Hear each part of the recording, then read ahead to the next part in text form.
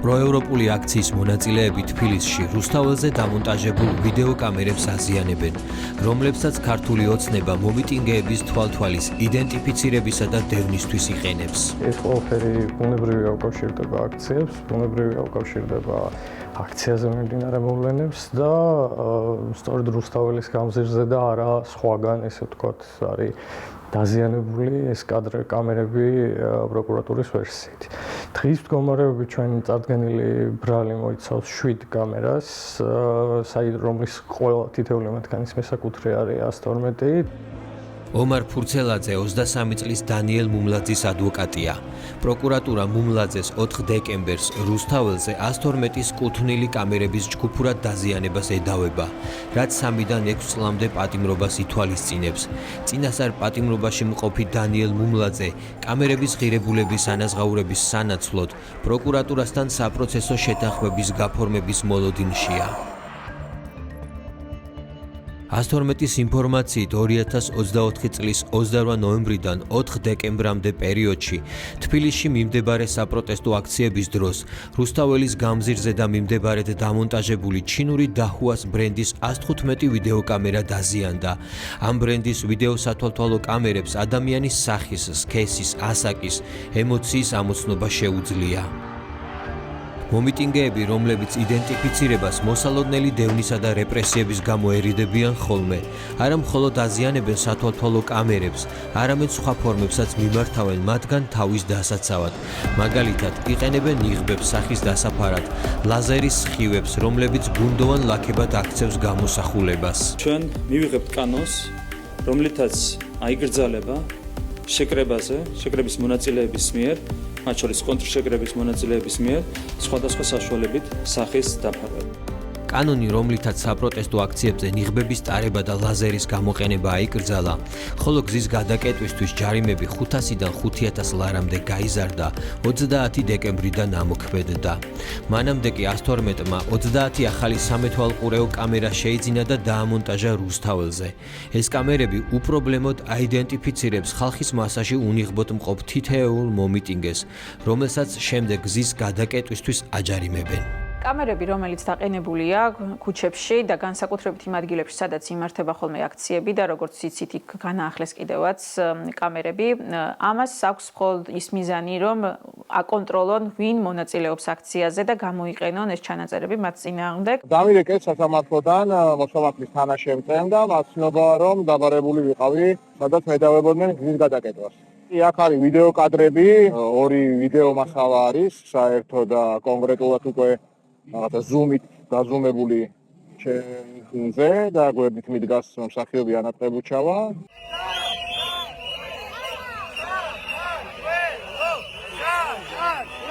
იყო ლაპარაკი იმაზე, რომ 9 იანვარს გადაიკეტა გზა არასაკმარისი რაოდენობის ხალხის მიერ და მათ შორის ვიყავი თურმე მეც ასე მეუბნებოდნენ. როგორც ამიხსნეს, ეს არის თორცები 112-ის კამერებს უწოდებენ მას. ერთი იყო ვიდეო მასალა, სადაც მე ჩემს მეგობრებთან ერთად დგავა რუსთაველზე, რომელიც რამდენიმე დაახლოებით 20 წუთის წინ გადაიკეტა. ძალიან მარტივად ამიხსნეს, რომ არაფერი დიდი ამოცნობა 112-ის კამერას არ სჭირდებოდა, იმიტომ რომ არც პირვადი, არც ქუდი არაფერი და რავი, არც მიფიქრია, რომ უნდა დავემალო რაღაცას, იმიტომ რომ როცა არაფერს არ ეშავებ, შესაბამისად არ ვიმალებით, ხო? 9 იანვარს უშუალოდ მსახიობების მიერ რუსთაველის გადაკეტვის პირდაპირ მტკიცებულება არ არსებობს.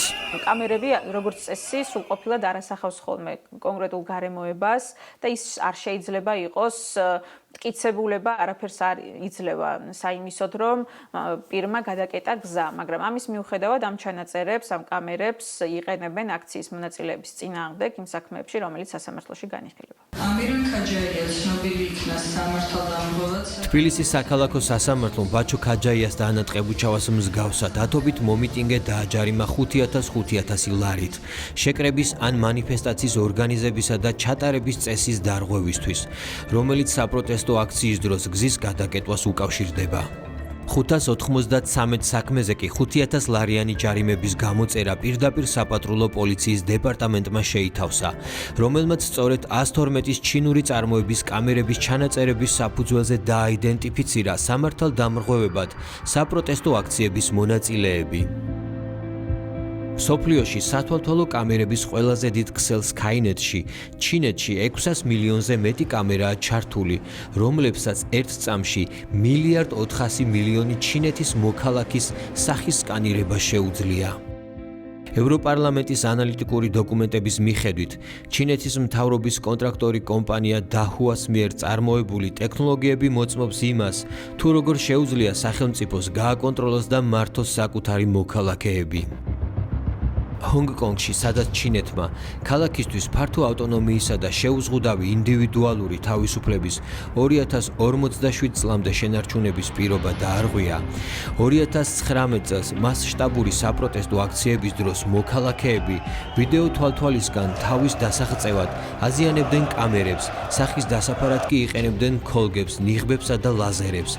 აქციების საპასუხოდ 2020 წლის ივნისიდან ჰონგ-კონგში ჩინეთის ეროვნული უსაფრთხოების კანონი ამოქმედდა, რომლის მიხედვითაც მთავრობის დამხობის, ტერორიზმის მცდელობა ანუ მცხოვრ ძალებთან თანამშრომლობა მინიმუმ 3 წლით ან დამამძიმებელი გარემოების დროს სამუდამო პატიმრობითაც კი ისჯება.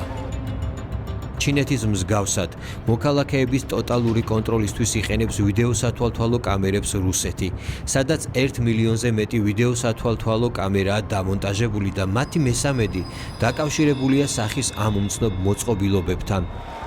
2023 წელს როიტერმა 2000-ზე მეტი სასამართლო საქმე შეისწავლა, რამაც აჩვენა, რომ რუსეთში ასობით მომიტინგის დაპატიმრებაში მთავარი როლი სწორედ ამ კამერებმა შეასრულეს. უსაფრთხო ქალაქი, უსაფრთხო რეგიონი, უსაფრთხო ქვეყანა. ამ სახელწოდების პროგრამა საქართველოს შინაგან საქმეთა სამინისტრომ 2016 წელს დაიწყო. პროგრამის მიზანი იყო მთელი ქვეყნის მასშტაბით პოლიციის მიერ წინასწარ განსაზღვრულ ადგილებში ვიდეო ანალიტიკური პროგრამებით აღჭურვილი ჭკვიანი კამერების დამონტაჟება, მათი ჩართვა შინაგან საქმეთა სამინისტროს ერთიან ქსელში და ერთობლივი ოპერაციების ცენტრის მიერ ვიდეო ანალიტიკური პროგრამების გამოყენებით აღნიშნული კამერების უწყვეტი მონიტორინგი. კამერებში სახის ამოცნობის პროგრამების გააქტიურება საქართველოში 2017 წლიდან დაიწყო. უცნობია ამ დროისთვის, რამდენი ვიდეო სათვალთვალო კამერაა საქართველოს მასშტაბით დამონტაჟებული.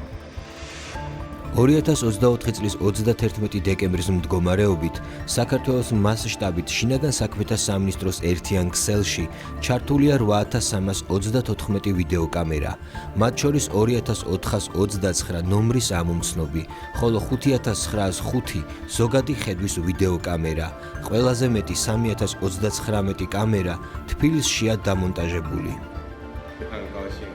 2023 წლის ზაფხულიდან ჩინეთი საქართველოს სტრატეგიული პარტნიორია. 2024 წლიდან საქართველოში რუსული კანონი მოქმედებს.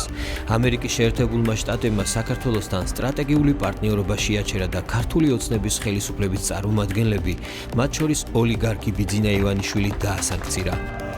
ევროკავშირი კი არალეგიტიმურად მიიჩნევს ოცნების მთავრობას და მხარს უჭერს ქართველ ხალხს, რომელიც რეპრესიების მიუხედავად 2024 წლის 28 ნოემბრიდან უწყვეტ საპროტესტო აქციებს მართავს ახალი არჩევნების დანიშვნის მოთხოვნით.